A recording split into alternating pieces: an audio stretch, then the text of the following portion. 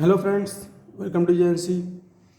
Friends, इस video में हमारे पास जो क्वेश्चन है उसमें हमें एक लाइट सोर्स गिवन है जो कि कैपिटल एल डिस्टेंस पर है ना। ये लाइट सोर्स है, ये capital L distance in front of mirror रखा हुआ है।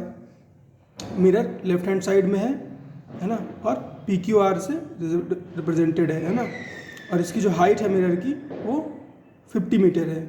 अब हमसे बोला जा रहा है कि लाइट सोर्स से है ना एल डिस्टेंस अवे है ना, लाइट सोर्स से एल डिस्टेंस अवे एक बॉय है ना मिरर के पैरेलल मूव कर रहा है ना 5 मीटर पर सेकेंड से है ना। मिरर के पैरेलल मूव कर रहा है सोर्स से एल डिस्टेंस अवे।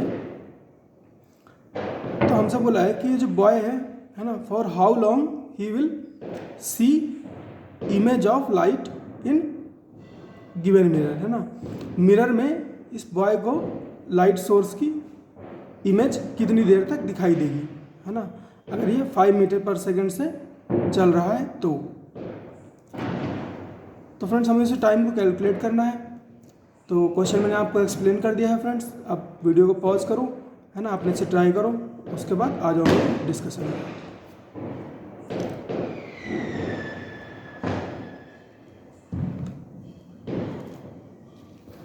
तो फ्रेंड्स, अगर मैं इस क्वेश्चन के सॉल्यूशन की बात करूं है ना, इस क्वेश्चन के सॉल्यूशन की बात करूं तो फ्रेंड्स जब ये बॉय फर्स्ट टाइम है ना, फर्स्ट टाइम लाइट सोर्स की इमेज देखेगा, जब ये boy first time light source की इमेज देखेगा तो उस पॉइंट को हमने बोला सी है ना। बाकी कॉन्फ़िगरेशन वही क्वेश्चन वाला ही है ना। ये मिरर है ना, पी क्यू आर तक ही मिरर है, और ये एल डिस्टेंस पर लाइट सोर्स रखा हुआ है, और ये एल डिस्टेंस है ना, एल डिस्टेंस पर एक मिरर के पैरेलल मैंने लाइन ड्रॉ की है ना, एक मिरर के पैरेलल एक लाइन ड्रॉ की है। अब फ्रेंड्स पॉइंट सी पर है ना, ये बॉय जो है लाइट सोर्स की इमेज को पहली बार देखता है। तो फ्रेंड्स कैसे इस बॉय को लाइट सोर्स की इमेज दिखाई देगी, क्या होगा फ्रेंड्स, लाइट सोर्स से एक रे निकलेगी है ना, लाइट सोर्स से एक रे निकलेगी और वो मिरर से रिफ्लेक्ट होगी है ना, मिरर से रिफ्लेक्ट होगी और बॉय की आंख पर आके पड़ेगी। तो इस बॉय को ये लाइट सोर्स की इमेज दिखाई देगी। अब फ्रेंड्स ये जो बॉय है वो यहाँ पर खड़ा है, यहाँ पर खड़ा है और वो मिरर में देख रहा है ना, वो मिरर में देख रहा है, यहाँ पर खड़े होकर वो मिरर पे देख रहा है।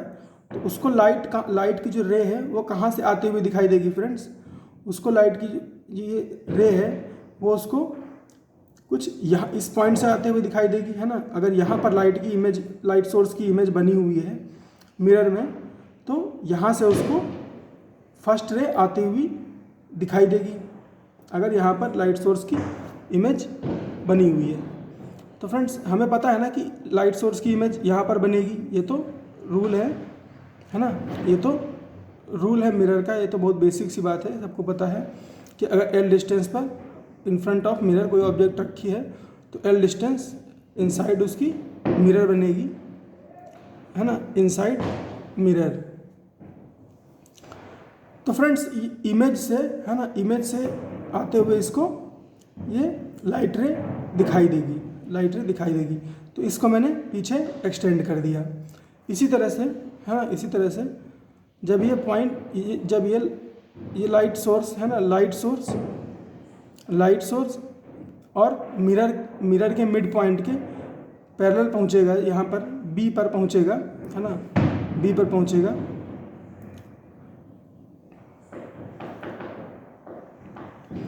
तब क्या होगा फ्रेंड्स, तब भी इसको लाइट सोर्स की तब भी इसको इमेज जो है, क्योंकि मिरर में हमसे पूछा है कि मिरर में इसको लाइट सोर्स कब तक दिखाई देगा, तो इसके लिए जो डिस्टेंस है ना, इसके लिए जो डिस्टेंस है लाइट रे की वो कहाँ से कहाँ तक है, वो एस डैश से बी तक है ना।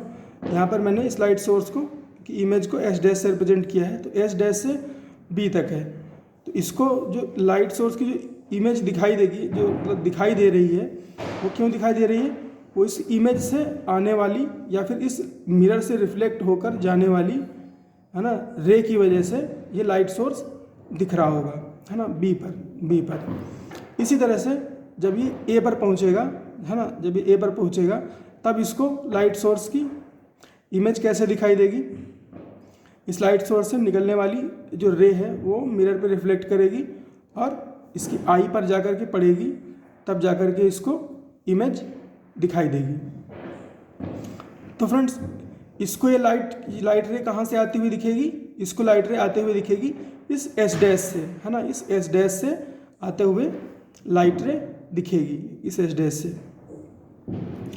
तो फ्रेंड्स, इस लाइट रे को मैंने पीछे एक्सटेंड कर लिया, है ना, डॉट डॉट से, ताकि पता चले कि ये, है ना, वर्चुअल लाइन है ना, जिससे कि ये वर्चुअल लाइन को रिप्रेजेंट कर सके। तो फ्रेंड्स, यहाँ पर हमें दो ट्रायंगल दिख रहे हैं, है ना, दो ट्रायंगल दिख रहे हैं। एक तो ट्रायंगल हमें दिख रहा है बी एस डैश ए, बी एस डैश ए, और दूसरा बी एस डैश सी। तो फ्रेंड्स, ये जो अपर और लोअर ट्रायंगल है ना, अपर और लोअर ट्रायंगल है, ये सिमिलर ट्रायंगल है ना, ये सिमिलर ट्रायंगल है, या इक्विवेलेंट ट्रायंगल है, या इक्विवेलेंट ट्रायंगल है। तो फ्रेंड्स, इनसे बात नहीं बनेगी। लेकिन मैं अगर एक ट्रायंगल को पकड़ूं तो उसके अंदर मुझे दो ट्रायंगल दिखेंगे। कौन कौन से ट्रायंगल दिखेंगे फ्रेंड्स? एक तो ये बड़ा वाला ट्रायंगल दिखेगा, दूसरा ये एस डैश पी और क्यू, ये जो ट्रायंगल बन रहा है ये दिखेगा।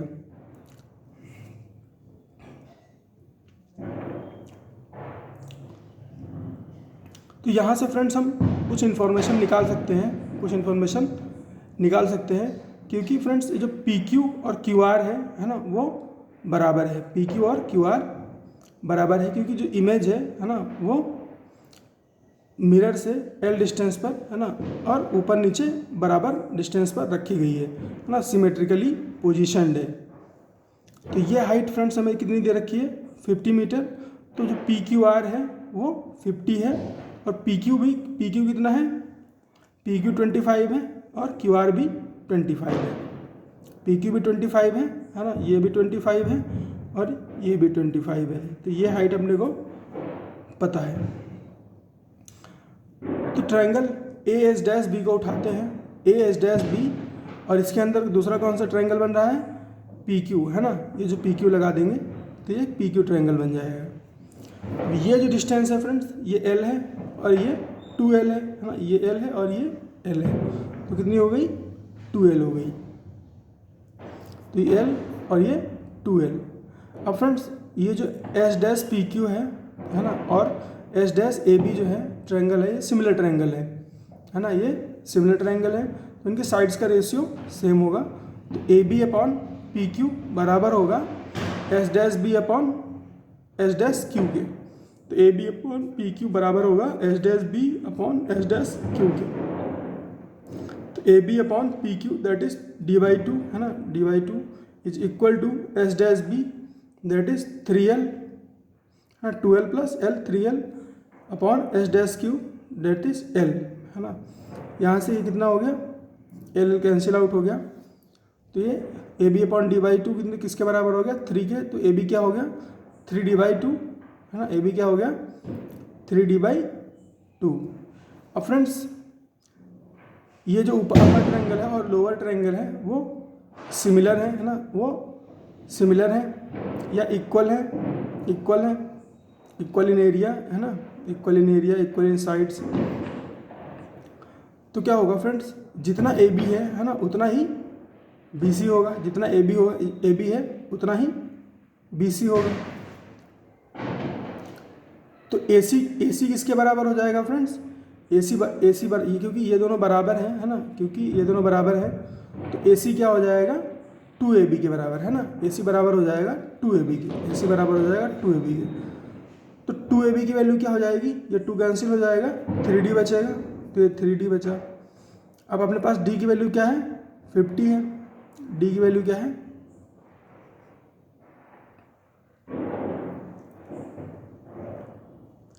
50 है। तो AC की वैल्यू क्या आ गई 150 मीटर। तो डिस्टेंस कितनी ट्रेवल कर रहा है वो 150 मीटर, और उसकी स्पीड क्या है 5 मीटर पर सेकेंड। तो 150/5 कितना हो जाएगा 30 सेकेंड।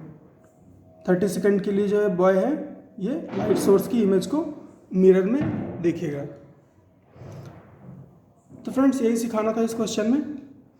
इस क्वेश्चन में फ्रेंड्स क्या इम्प्रूवमेंट कर सकते, क्या मतलब एग्जामिनर जो है इम्प्रूवमेंट कर सकता है, वो ऐसा हो सकता है फ्रेंड्स कि जो मिरर है ना, उसको इंक्लाइंड कर दे, है ना, मिरर को इंक्लाइंड कर दे। उसके बाद पूछे आपसे कि वो कितनी देर के लिए लाइट सोर्स की इमेज को देखेगा। तो फ्रेंड्स उस केस में आप क्या करोगे, मान लो उसने इमेज को इंक्लाइंड कर दिया, है ना, ये मिरर को इंक्लाइंड कर दिया और इमेज को यहीं पर रखा रहने दे दिया, इमेज को यहीं पर रखा रहने दिया। तो उस केस में फ्रेंड्स ज्योमेट्री थोड़ी सी कॉम्प्लेक्स हो जाएगी। लेकिन अगर उसने है ना लाइट सोर्स को सिमेट्रिकली प्लेस कर दिया, है ना, विद रिस्पेक्ट टू मिरर, है ना, विद रिस्पेक्ट टू मिरर, तब उतनी ज़्यादा चीज़ें कॉम्प्लिकेटेड नहीं होंगी, है ना, कोई ना कोई ट्रायंगल आपको दिख जाएगा। तो फ्रेंड्स ऐसा क्वेश्चन मैं जल्दी ही लेके आऊँगा, तब तक आप पढ़ते रहिए।